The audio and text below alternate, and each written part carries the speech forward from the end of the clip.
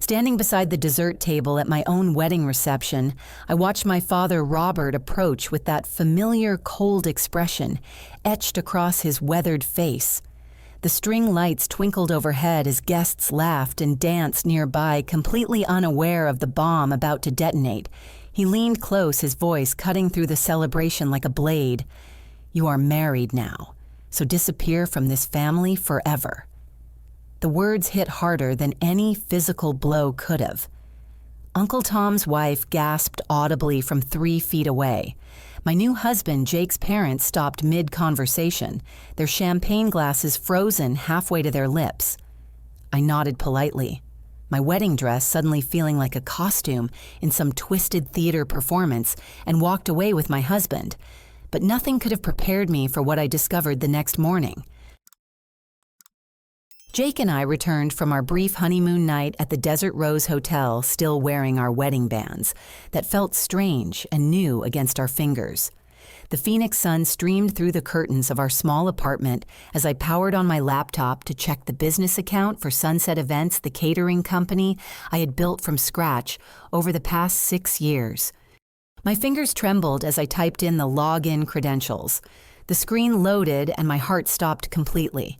The account balance read $0.00, not the $78,436 that should have been there from our summer bookings. "This has to be a mistake," I whispered, refreshing the page 3 times. Each refresh showed the same devastating number. Jake appeared behind me with 2 cups of coffee, setting them down carefully on the kitchen counter. "What's wrong, Erica?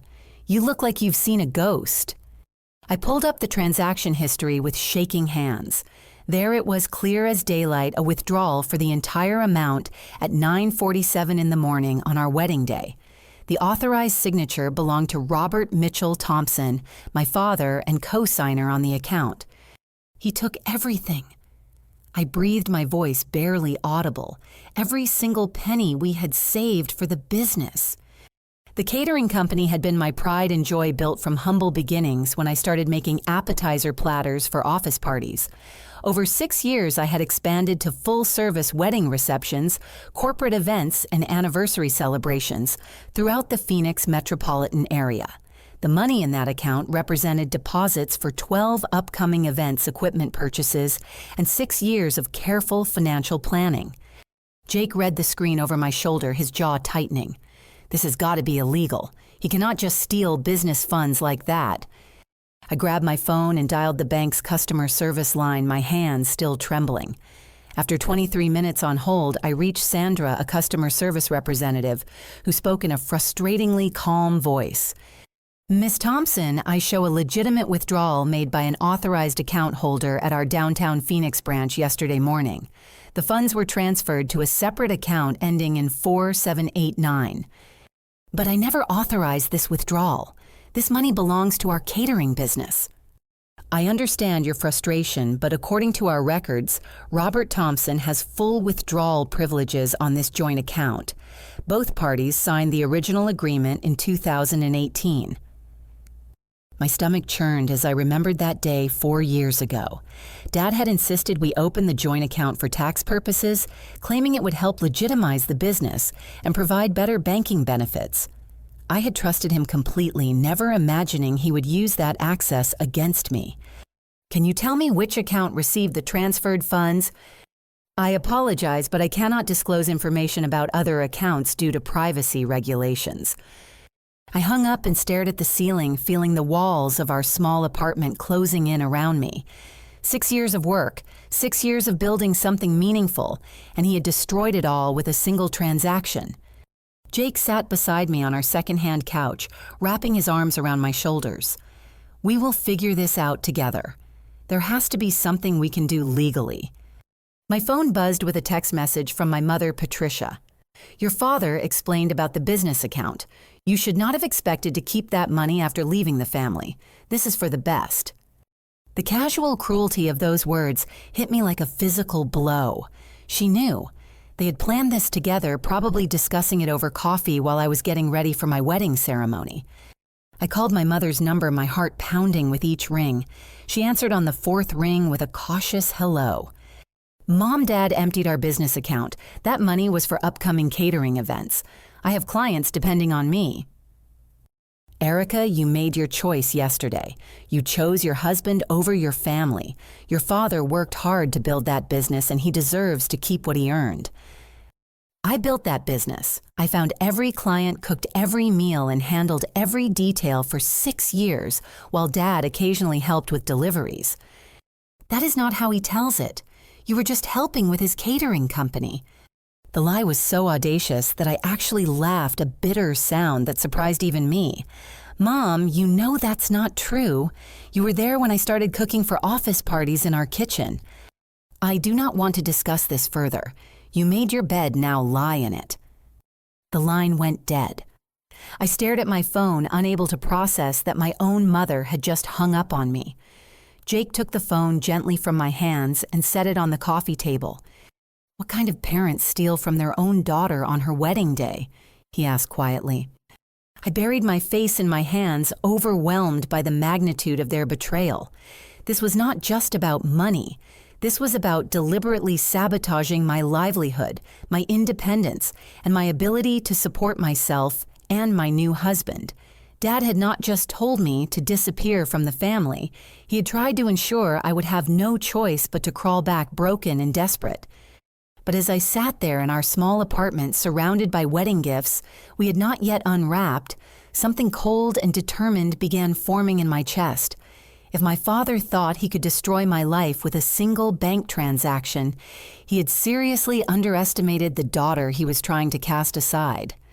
I had built one business from nothing. I could build another. But first, I needed to understand exactly what legal options were available to me. And if my father wanted to play financial warfare, he was about to discover that his polite, obedient daughter had learned a few things about fighting back. The morning sun climbed higher outside our window, and I made my first decision as a married woman. I was not going to disappear. Instead, I was going to make sure my father regretted the day he decided to steal from me. 3 days later, I sat across from attorney David Brennan in his downtown Phoenix office, my hands clenched around a manila folder containing 6 years of business documents. The office smelled like leather and coffee, with law books lining every available wall space from floor to ceiling. "Let me make sure I understand this correctly," David said, adjusting his wire-rimmed glasses. "Your father withdrew the entire balance from your business account on your wedding day, and you want to explore options for recovering those funds." "That's exactly right. He had no business taking money that belonged to our catering company." David spread the documents across his mahogany desk, studying each paper with the intensity of a detective examining evidence. Bank statements, business registration forms, tax filings, and client contracts created a paper trail spanning 6 years of hard work. After 20 minutes of careful review, David looked up with an expression I could not quite read. "Erica, I need to ask you about some property transfers that appear in these documents. Did you know that your name is listed as the legal owner of your parents' residence on Maple Grove Street?" My stomach dropped. "What do you mean they bought that house 15 years ago, long before I started the business?" David turned his computer monitor toward me, displaying property records from the Maricopa County Assessor's Office. There in black and white was my full legal name listed as the current property owner.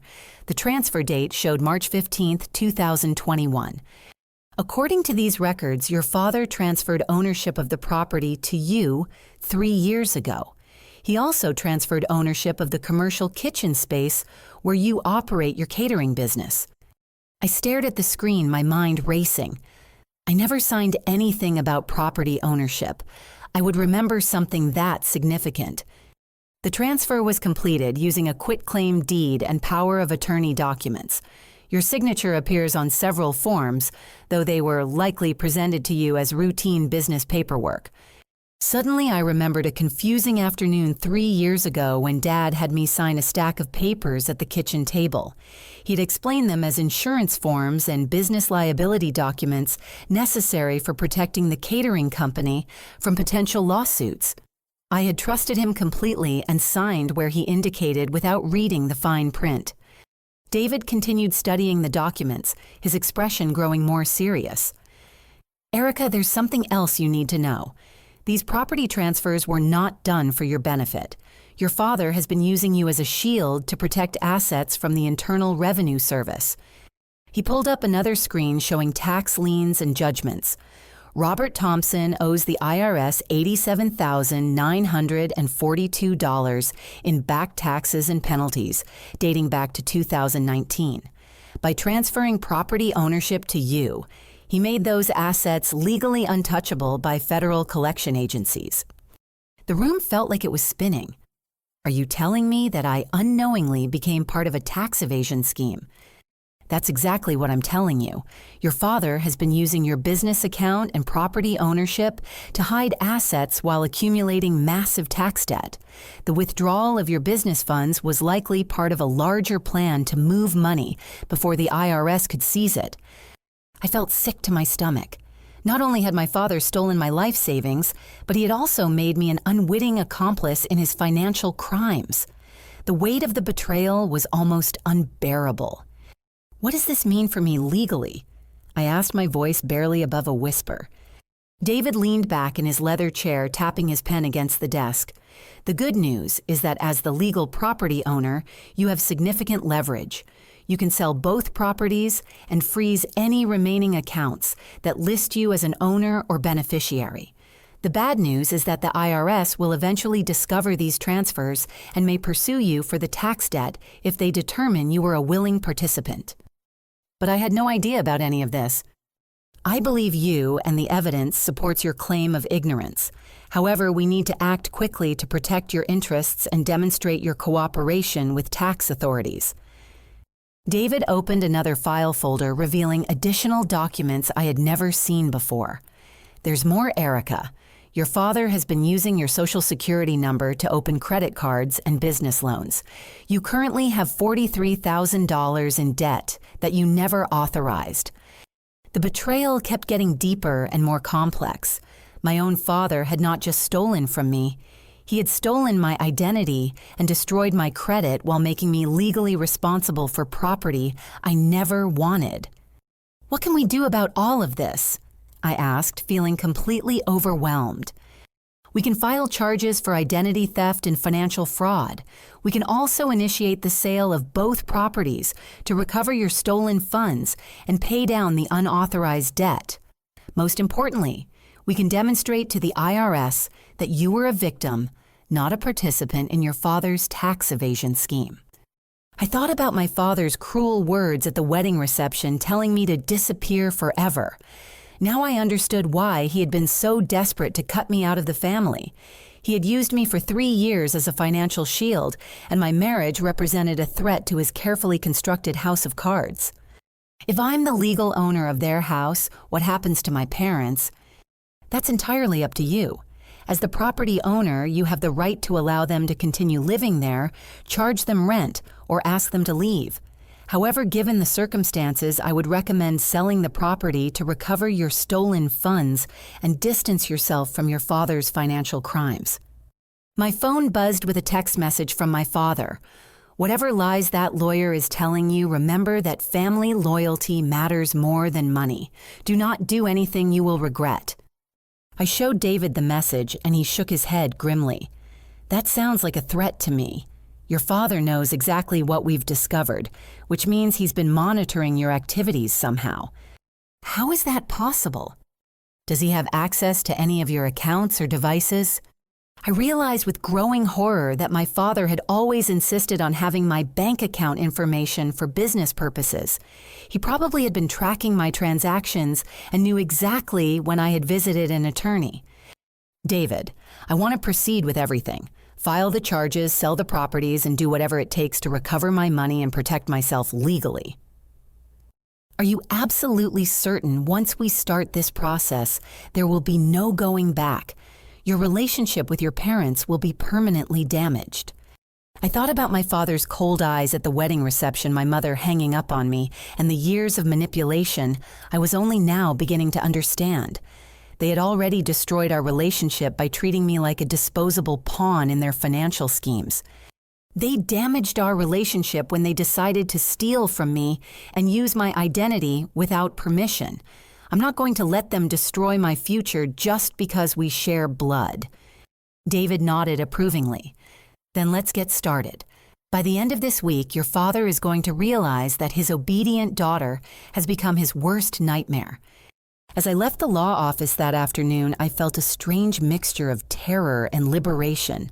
My entire life was about to change dramatically, but for the first time since my wedding day, I felt like I had some control over my destiny. My father had tried to make me disappear, but instead he had awakened something fierce and determined that he was completely unprepared to handle.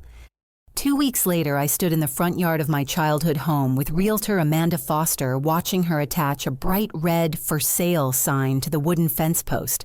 The 2-story colonial house on Maple Grove Street looked exactly the same as it had during my teenage years, with its faded blue siding and overgrown rose bushes lining the front walkway. "The Phoenix market is incredibly hot right now," Amanda explained, checking her tablet for recent comparable sales. "Houses in this neighborhood are selling within 5 days of listing, often for $15,000 to $20,000 above asking price. I recommend we list at $439,000, which should generate multiple offers." I nodded, trying to ignore the strange feeling of selling the house where I had celebrated birthdays, graduated high school, and learned to cook in the cramped kitchen. This was business now, not sentiment. My father had made sure of that when he stole $78,000 from my account. Amanda's phone rang almost immediately. That's probably a buyer's agent already. Word travels fast in this market. Through the living room window, I could see my mother, Patricia, peering through the curtains with the expression of disbelief and rage. She had received the legal notice yesterday, informing her that the property was being sold and that she had 30 days to vacate the premises. My phone buzzed with yet another angry text from my father. "You are making the biggest mistake of your life. Family is forever, but money is temporary.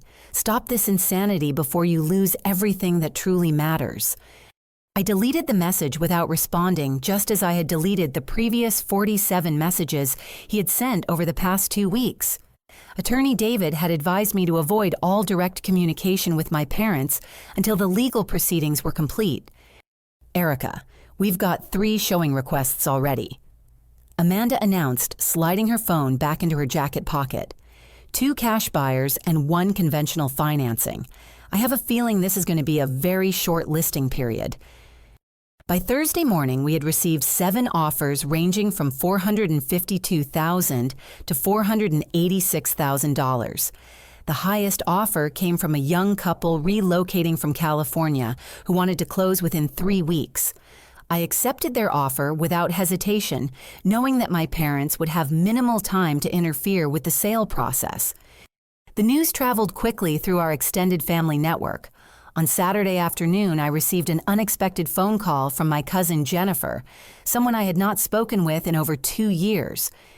"Erica, I'm calling because Uncle Tom is having his 75th birthday party tomorrow, and the whole family is talking about what you're doing to your parents. Is it true that you're forcing them out of their home?" "Jennifer, did anyone tell you that my father stole $78,000 from my business account on my wedding day?" There was a long pause. "That's not what we heard. Uncle Robert said you took money that belonged to the family business and that you're selling their house out of spite because they didn't approve of your marriage." The audacity of his lies took my breath away. "Jennifer, I built that catering business myself over 6 years. I found every client and cooked every meal. The money Dad took represented deposits for upcoming events and all of our savings. But Uncle Robert showed us bank statements proving that he put money into the business account over the years." "Of course he did. It was a joint account for our catering company. But the money he withdrew was not his contribution. It was revenue from events I had booked and executed entirely by myself."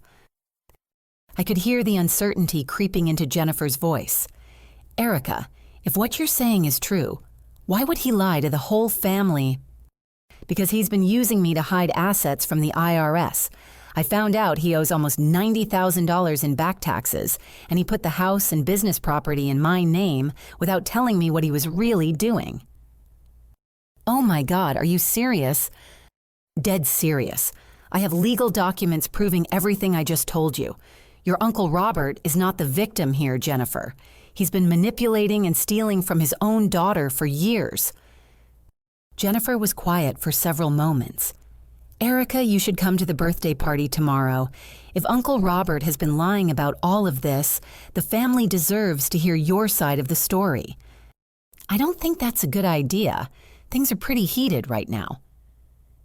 Please consider it. Aunt Linda has been saying terrible things about you all week, and if what you're telling me is true, she needs to hear the facts. We all do.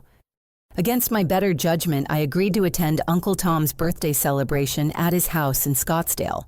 I spent Saturday evening preparing copies of bank statements, property transfer documents, and tax liens that clearly showed my father's financial crimes and deception.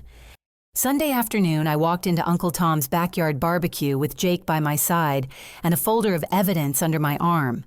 The conversation stopped abruptly when family members noticed my arrival. Aunt Linda, my father's sister, approached us immediately with her arms crossed and a hostile expression on her face. "How dare you show up here after what you've done to your parents?" she hissed. "Forcing an elderly couple out of their home because you're angry about your wedding day. You should be ashamed of yourself." "Aunt Linda, before you say another word, you need to see these documents," I replied calmly, opening the folder. "My father has been lying to everyone about what really happened." I spread the bank statements across the nearest picnic table, pointing to the withdrawal that had emptied my business account. "This shows $78,436 that Dad took from our catering business on my wedding day, without my knowledge or permission." Cousin Michael leaned over to examine the papers. "But Uncle Robert said you took money that belonged to him." "Look at the deposit history, Michael. Every single deposit for 6 years came from catering clients whose events I planned and executed. The only money Dad ever contributed was occasional gas money for deliveries." I pulled out the property transfer documents next. "These show that Dad put the house in my name 3 years ago as part of a scheme to hide assets from the IRS. I never knew he had done this until my attorney discovered it 2 weeks ago." Uncle Tom studied the documents with growing concern. "Erica, if this is accurate, then Robert has been deceiving all of us." "There's more." I continued showing them the tax liens and judgments. "Dad owes almost $90,000 in back taxes. He's been using my name and social security number to hide money and property from federal collection agencies." The crowd around the picnic table grew larger as more family members gathered to examine the evidence. I could see doubt and confusion replacing the anger and hostility that had greeted my arrival. Aunt Linda studied the documents for several minutes before looking up at me with a completely different expression. "Erica, if what these papers show is true, then your father has been lying to us for weeks." "I understand why you believed him, Aunt Linda. I believed him too for years, but the evidence doesn't lie." Cousin Jennifer put her arm around my shoulders. "I'm so sorry we didn't hear your side first. Uncle Robert was very convincing when he explained his version of events. He's had years of practice manipulating the truth," I replied sadly. "I just hope you all understand now why I had to take legal action to protect myself." Uncle Tom cleared his throat and addressed the gathering. "It seems we owe Erica an apology. Robert has clearly been less than honest about his financial situation and his treatment of his daughter." As the family barbecue continued, several relatives approached me privately to express their support and apologize for believing my father's lies. The shift in family dynamics was dramatic and immediate, with people who had been hostile toward me an hour earlier now offering help and encouragement. But the victory felt hollow. I had proven my innocence and exposed my father's deception, but in the process, I had lost the illusion of having a loving, supportive family. The parents I had trusted and respected for 28 years were revealed to be manipulative strangers who had been using me as a pawn in their financial schemes. Jake squeezed my hand as we prepared to leave Uncle Tom's party. "How are you holding up after all of that?" "I feel like I'm grieving the death of people who never actually existed," I admitted. "The parents I thought I had would never have done these things to me." As we drove home through the Phoenix suburbs, my phone rang. The caller ID showed Marcus, my younger brother, who had been noticeably absent from all family gatherings since my wedding. I hesitated before answering, unsure whether he was calling to support me or deliver another family ultimatum. "Marcus," I answered cautiously. "Erica, we need to talk. Can you meet me somewhere private tomorrow? There are things about Dad that you don't know, and after what happened at Uncle Tom's party today, I think it's time you learn the truth." The serious tone in my brother's voice sent chills down my spine. Whatever Marcus needed to tell me, it was clearly going to change everything I thought I understood about our family situation. Monday evening, I sat across from Marcus in a corner booth at Desert Moon Diner, a 24-hour restaurant on the outskirts of Phoenix, where we used to come for late-night milkshakes during high school. At 26, my younger brother looked exhausted and nervous, constantly glancing toward the entrance, as if he expected someone to walk in and catch us together. "Thanks for meeting me," Marcus said quietly, stirring sugar into his coffee with shaking hands. "I wasn't sure you'd want to see me after everything that's happened." "Marcus, you're my brother. Of course I wanted to see you. I've been wondering why you haven't returned any of my calls since the wedding." He looked up with guilt-ridden eyes. "Because Dad threatened to kick me out of the house if I had any contact with you. He said you were trying to destroy the family and that anyone who helped you would be considered a traitor." The casual cruelty of that ultimatum hit me like a physical blow. "He's been manipulating you too. Erica, there's so much you don't know about what's been happening in our house. The stuff you discovered about the taxes and the property transfers is just the beginning." Marcus pulled out his phone and opened his banking app, turning the screen toward me. "Look at these transactions from Grandmother Helen's account. I've been tracking them for 8 months." I studied the transaction history with growing horror. Regular withdrawals of $600 every month, all authorized by someone with signature privileges on the account. The withdrawals had been happening for over 2 years. "Dad has been stealing money from Grandmother's Social Security checks," Marcus explained in a whisper. "She gets $1,047 a month from Social Security, plus another $800 from her pension. Dad convinced her to add him to the account so he could help manage her finances, but he's been taking more than half of her income every month." "Does Grandmother know?" "That's the worst part. She's been asking me why she doesn't have enough money for her medications and groceries. I've been buying her prescription drugs with my own money from the auto parts store job, but I couldn't afford to keep covering everything." My hands clenched into fists on the table. "Marcus, that's elder abuse. That's a federal crime." "It gets worse," he continued, his voice barely audible. "Remember when Grandfather died 3 years ago and left Grandmother that life insurance money, $58,000? I nodded, remembering how Dad had helped Grandmother handle the insurance paperwork during her grief. Dad convinced her to put that money in a joint account for safekeeping. He told her it would earn better interest and be easier to manage.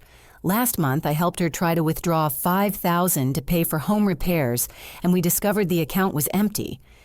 The magnitude of my father's theft was staggering. He had not just stolen from me. He had been systematically robbing his own mother for years, leaving her struggling to afford basic necessities while he accumulated money for his own purposes. "Why didn't you tell anyone about this sooner?" Marcus looked ashamed. "Because I was terrified and stupid. Dad made it clear that if I caused problems, he would throw me out of the house and I'd have to figure out how to pay for college on my own. I've been working part-time at the auto parts store, but it's not enough to cover tuition and living expenses." "Marcus, you should have come to me. We could have figured something out together." "I know that now, but at the time I thought I could protect Grandmother by quietly helping her with groceries and medicine until I graduated and could afford to help her more substantially." I reached across the table and took my brother's hand. "We're going to fix this together, all of it." Marcus nodded, then looked around the diner nervously again. "There's something else, Erica. Something about Mom that Dad has been hiding from everyone." My stomach dropped. "What about Mom?" "She's been having serious memory problems for the past 1.5 years. Sometimes she doesn't recognize me when I come home from work. Last week, I found her trying to cook breakfast at 10 o'clock at night, completely confused about what time it was. That sounds like dementia symptoms. Has she seen a doctor? That's the problem. Dad refuses to let her see a doctor. He says it's just normal aging and that doctors will try to put her on expensive medications we can't afford. But I think he's really afraid that a medical diagnosis would interfere with his financial schemes. The pieces of my father's desperate behavior were starting to form a complete picture. He had been stealing from his own mother while hiding his wife's deteriorating mental health, probably terrified that any outside intervention would expose his crimes and destroy the carefully constructed web of deception he had built around our family. Marcus' mom needs medical attention immediately. Dementia symptoms can sometimes be treated or slowed down with proper care, but only if they're diagnosed early. I know, but how can we get her help without Dad's permission? He has complete control over her daily life, and she's so confused most of the time that she just goes along with whatever he tells her to do. I thought about my own recent experiences with my father's manipulation and control. We're going to need legal help. If Mom has dementia, she may need someone else to make medical and financial decisions for her. Someone who actually has her best interests in mind. Erica, there's one more thing. Last month, I overheard Dad on the phone with someone about your wedding. He was saying that once you got married, you'd be too distracted with your new life to pay attention to family finances, and that would give him time to clean up his tax problems without interference. So he planned the whole thing. The cruel speech at my wedding, stealing the business money, even telling me to disappear from the family. It was all calculated to get me out of the way, so he could continue his crimes without anyone watching. Marcus nodded miserably. When I heard about what he did with your catering business money, I realized that he was capable of destroying anyone who threatened his schemes, even his own children. I sat back in the booth overwhelmed by the scope of my father's betrayal. He had not just stolen money, he had been systematically abusing and manipulating every vulnerable person in our family while presenting himself to the outside world as a loving father and devoted son. Marcus, I want you to move in with Jake and me temporarily, tonight if possible. It's not safe for you to go back to that house now that Dad knows we've been talking. I can't leave Mom alone with him, especially if she's having memory problems. We're not going to leave her alone, but we need to be smart about how we protect her. If Dad realizes that we know about grandmother's money and Mom's condition, he might do something desperate. Marcus finished his coffee and looked directly at me for the first time since we had sat down. Erica, I'm sorry I didn't stand up for you sooner. I was scared and selfish, and I let him turn me against you when I should have been helping you. You were protecting yourself in an impossible situation, but now we're going to protect each other and the people Dad has been victimizing. He made a huge mistake when he decided to steal from me, because now I know exactly what kind of person he really is. As we left the diner that evening, I felt a renewed sense of purpose. My father had tried to isolate me from my family and destroy my livelihood, but instead he had opened my eyes to the truth about his character and given me the motivation to stop his crimes permanently. The war was far from over, but now I had an ally who understood the true stakes involved. My brother and I were going to save our mother and grandmother from my father's abuse, even if it meant destroying the last remnants of the family we thought we knew. The next Thursday afternoon, Marcus and I walked through the automatic doors of Sunset Manor, a well-maintained assisted living facility, where our 82-year-old grandmother Helen had been living since grandfather's death 3 years ago.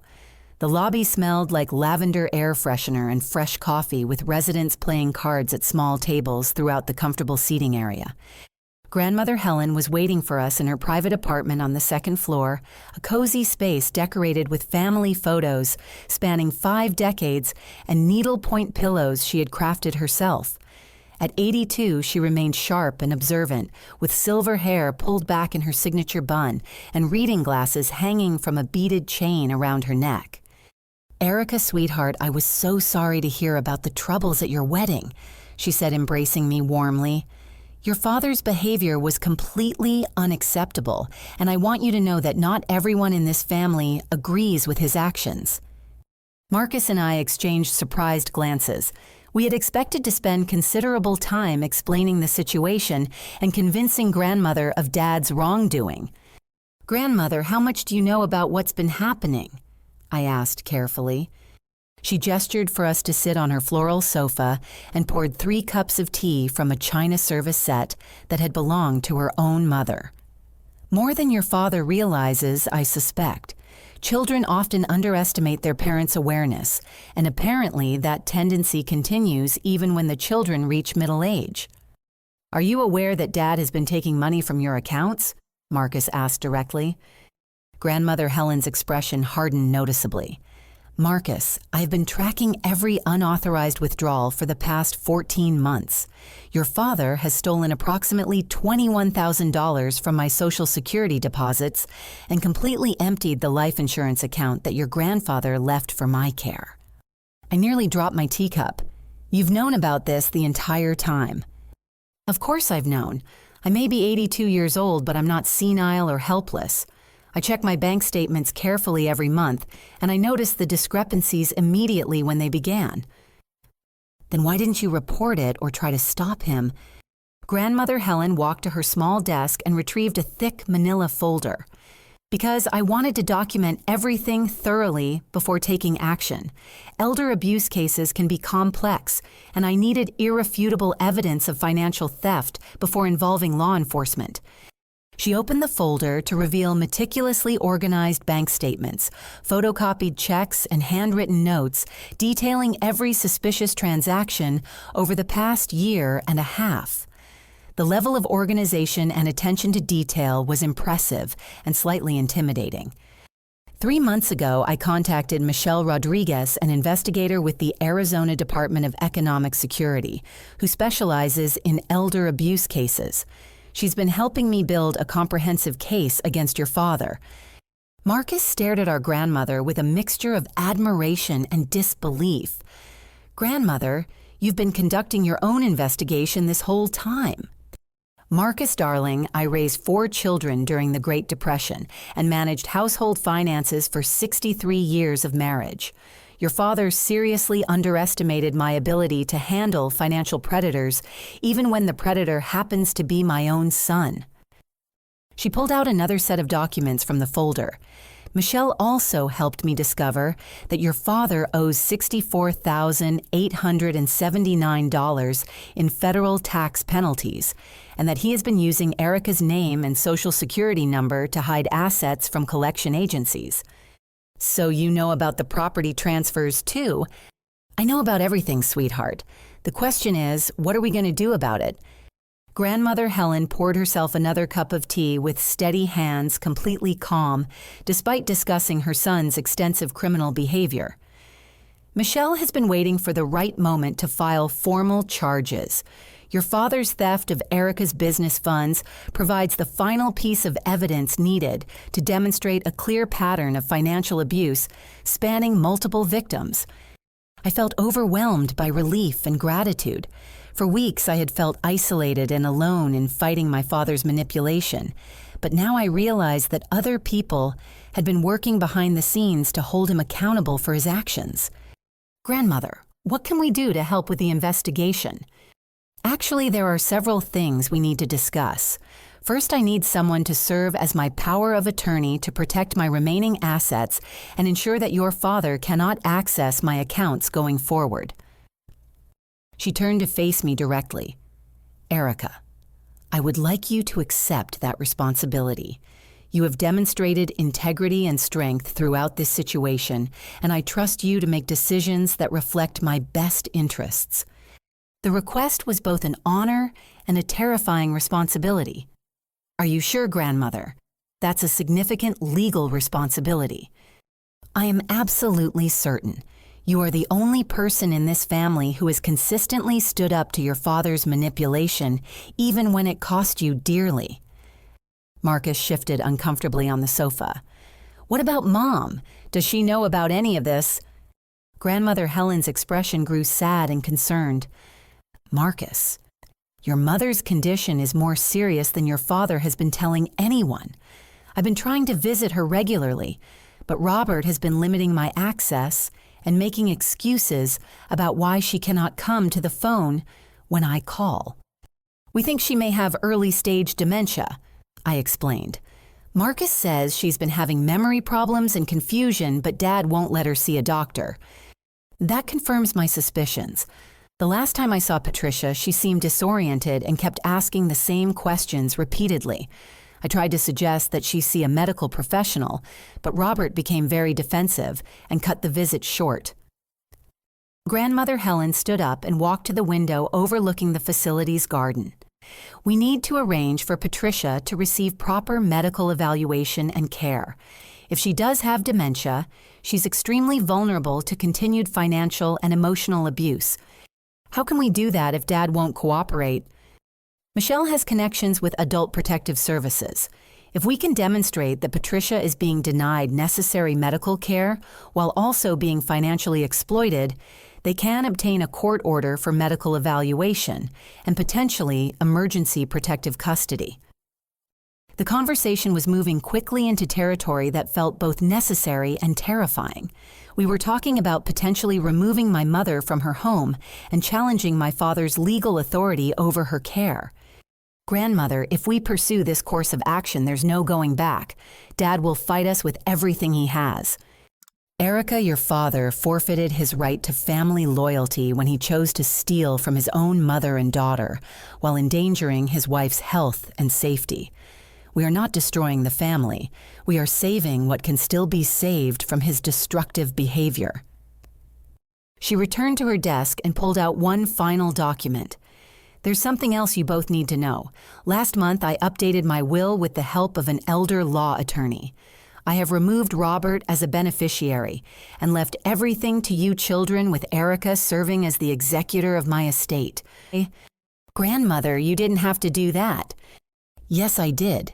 Your father has proven that he cannot be trusted with financial responsibility, and he has forfeited any claim to inherit money that he has already stolen from me during my lifetime. Marcus looked overwhelmed by the rapid developments. So what happens next?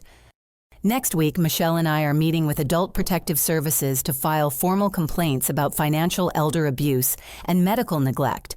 We will also be coordinating with Erica's attorney to ensure that all related criminal charges are filed simultaneously. Grandmother Helen sat back down and took both of my hands in hers. Erica, I want you to know how proud I am of the way you have handled this situation.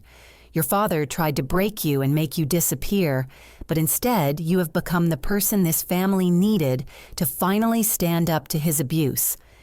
As Marcus and I prepared to leave Sunset Manor that afternoon, I realized that my understanding of the family dynamics had been completely wrong. I had thought I was fighting this battle alone, but in reality, I had powerful allies who had been quietly preparing for this confrontation for months. My father had underestimated not only my determination to fight back, but also my grandmother's intelligence and my brother's courage to finally tell the truth. The war was about to enter its final phase, and for the first time since my wedding day, I felt confident that justice would prevail. The drive home gave me time to process everything Grandmother Helen had revealed. My father's crimes were more extensive than I had realized, but so was the network of people working to stop him. Tomorrow, the real battle would begin, but I was no longer facing it alone. 2 weeks later, on a crisp Saturday morning in November, our entire family gathered in Grandmother Helen's apartment at Sunset Manor for what everyone understood would be a pivotal confrontation. The small living room felt crowded with Grandmother Helen, Marcus Jake, my parents Robert and Patricia and Michelle Rodriguez from Adult Protective Services. Michelle sat near the window with a briefcase full of evidence and legal documents, her professional demeanor providing a stark contrast to the family tension crackling through the room. She had shoulder-length brown hair and wore a navy blue blazer that gave her an air of quiet authority. My father, Robert, entered the room with his characteristic swagger, clearly believing he could manipulate or intimidate his way out of whatever accusations were about to be presented. My mother, Patricia, followed behind him, looking confused and frail in a way that broke my heart. I don't understand why we need some government social worker involved in private family business, Dad announced, settling into the armchair across from Michelle. Whatever problems we're having can be resolved among ourselves. Grandmother Helen cleared her throat and spoke with icy calm. Robert, the problems we're discussing today involve federal crimes, elder abuse, and medical neglect. These are not private family matters. Michelle opened her briefcase and arranged several document folders on the coffee table. Mr. Thompson, I'm here today to discuss serious allegations of financial exploitation and failure to provide necessary medical care for vulnerable adults in your household. That's ridiculous. I've been taking care of my mother and my wife for years. Nobody has been exploited or neglected. Then perhaps you can explain these unauthorized withdrawals from your mother's Social Security account, Michelle said, sliding a bank statement across the table. $21,347 removed without Mrs. Helen Thompson's knowledge or consent over the past 18 months. Dad glanced at the document and waved dismissively. My mother asked me to help manage her finances. Sometimes I had to move money between accounts for better interest rates and investment opportunities. Robert, that is a lie, Grandmother Helen stated firmly.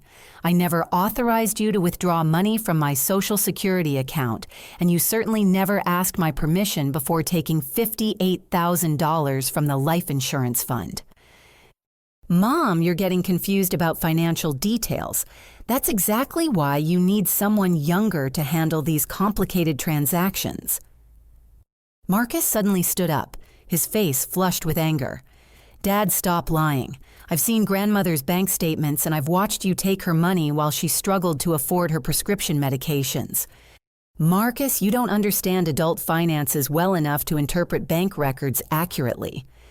I understand theft, Marcus shot back. I also understand that you've been hiding Mom's memory problems because you're afraid a doctor would discover how you've been taking advantage of her confusion. Patricia looked around the room with growing distress. Why is everyone arguing?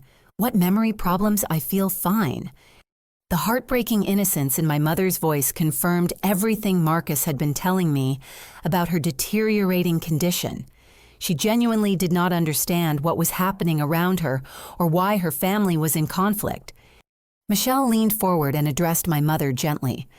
Mrs. Thompson, when was the last time you saw a doctor for a regular checkup? Patricia looked to my father for guidance. Robert handles our medical appointments. He says doctors are too expensive and that I'm healthy for my age.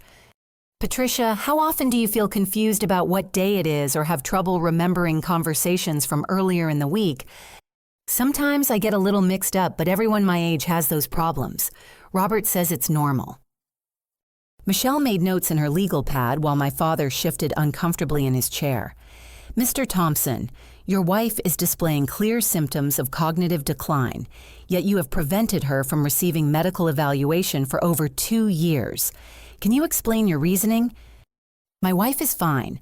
She doesn't need expensive tests and medications that we cannot afford, especially with all the financial stress Erica has caused by stealing our business funds and selling our house. I had remained quiet during the first part of the meeting, but that accusation pushed me beyond my limit. Dad, you stole $78,000 from my business account on my wedding day.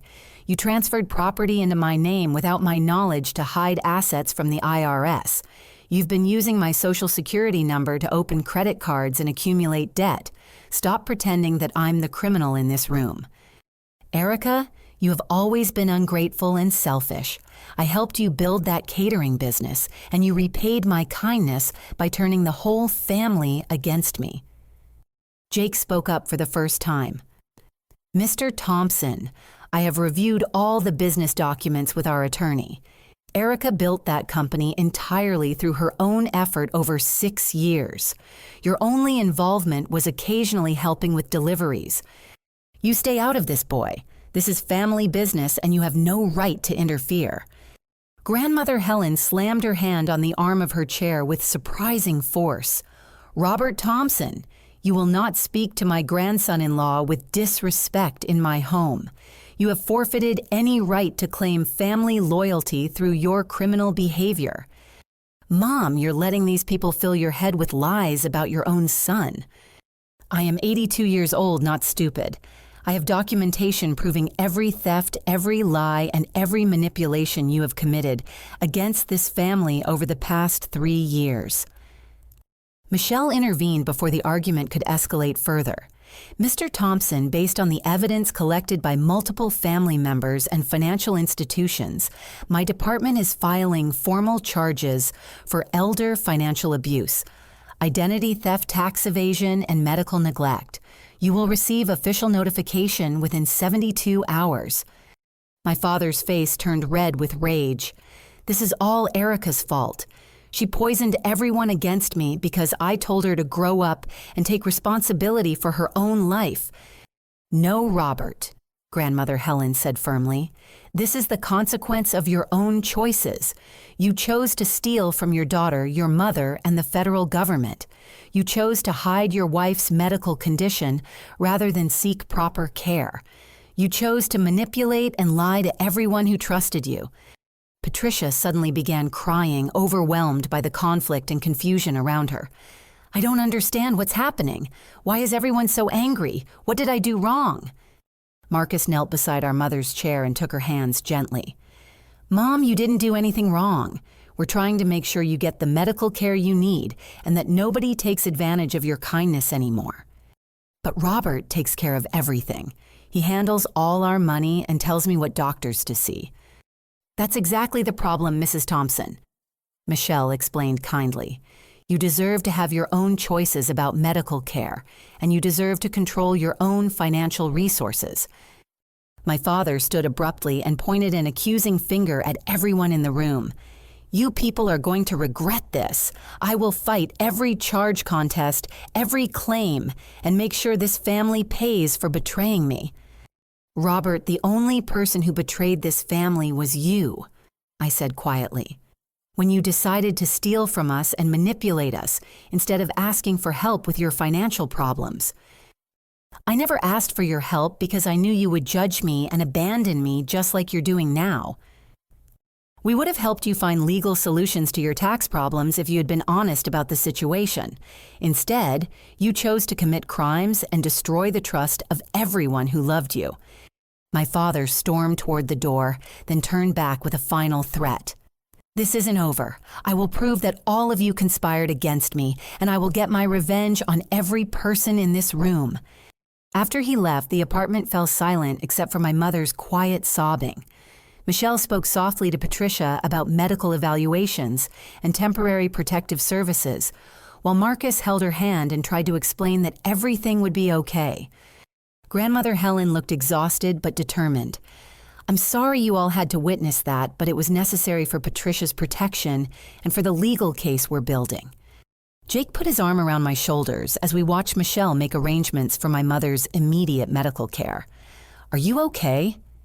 I feel like we just watched the final destruction of our family, but it was already destroyed years ago by his lies and manipulation. At least now we can start rebuilding something honest from what's left. As we prepared to leave Sunset Manor that afternoon, I realized that my father's cruel words at my wedding reception had accidentally given me the greatest gift possible, the freedom to discover who he really was and the strength to protect the people he had been victimizing. The confrontation was over, but the real work of healing and justice was just beginning. For the first time in months, I felt hopeful that we could build something better from the wreckage of the family we thought we knew. 6 months later, I stood in the kitchen of Phoenix Rising Events, my new catering company, putting the finishing touches on appetizer platters for a corporate celebration downtown.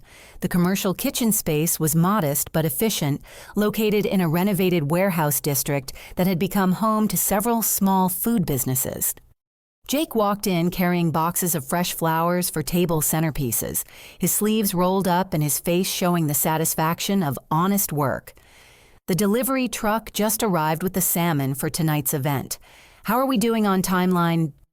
Right on schedule. I replied, arranging stuffed mushrooms on silver serving trays. This is our biggest contract yet, and everything has to be perfect. The past 6 months had been a whirlwind of legal proceedings, family healing, and business rebuilding.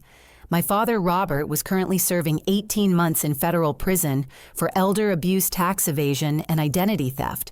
The judge had been particularly harsh in sentencing due to the vulnerability of his victims and the calculated nature of his crimes over several years.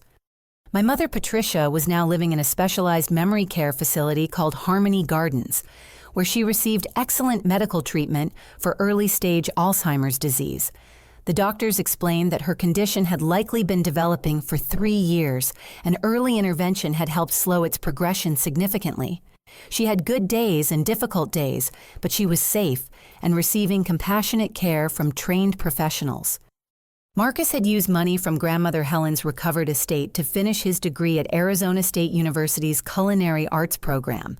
He was graduating next week with honors and had already accepted a position as sous chef at one of Phoenix's most prestigious restaurants. Watching him discover his passion for cooking had been one of the brightest spots during our family's darkest period. Grandmother Helen had moved to a more luxurious assisted living facility called Golden Sunset Village, where she enjoyed an active social life and served as treasurer for the residents' council. Her sharp mind and organizational skills made her a natural leader, and she frequently helped other residents navigate complex financial and legal challenges. My phone buzzed with a text message from Marcus.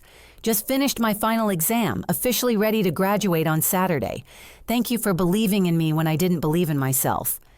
The graduation ceremony was going to be a celebration for our entire rebuilt family. Jake and I had volunteered to cater the reception for Marcus's culinary school class, and grandmother Helen was flying in her sister Margaret from Denver to witness her great-grandson's achievement.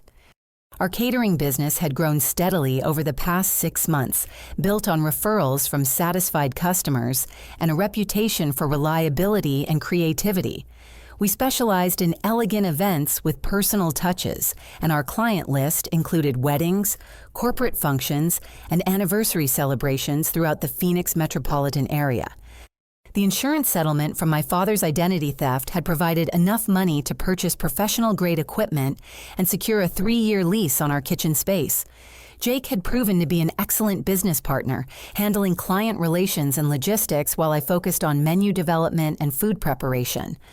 That afternoon, we successfully executed the corporate event for 250 guests, serving perfectly prepared salmon with herb butter, roasted vegetable medleys, and signature desserts that earned compliments from attendees throughout the evening. As we cleaned up afterward, I felt the deep satisfaction of work done well and goals achieved through honest effort. "I have something to tell you," Jake announced as we loaded the last of our equipment into our delivery van. "I got a call today from the Arizona Restaurant Association. They want to feature Phoenix Rising events in their quarterly magazine as an example of successful small business entrepreneurship." "Are you serious? That's incredible publicity for us." "The reporter wants to interview us next week about overcoming challenges and building a business from scratch. I thought you might want to share your story about starting over after betrayal and financial setbacks." I considered the opportunity carefully. Sharing our story publicly would require discussing painful family details, but it might also help other people recognize signs of financial abuse and manipulation in their own families. "I think I would like to do that interview," I decided. "Maybe our experience can help someone else who's dealing with family financial crimes or identity theft." 2 weeks later, the magazine article appeared with the headline, "Rising from the Ashes: How One Phoenix Entrepreneur Built Success After Family Betrayal." The response was overwhelming, with dozens of emails from readers sharing their own stories of financial abuse by family members and asking for advice about legal resources and recovery strategies. Marcus's graduation ceremony was held on a beautiful Saturday morning in May, with our reconstructed family filling an entire row in the auditorium. Grandmother Helen wore her best dress and held a bouquet of flowers for her grandson.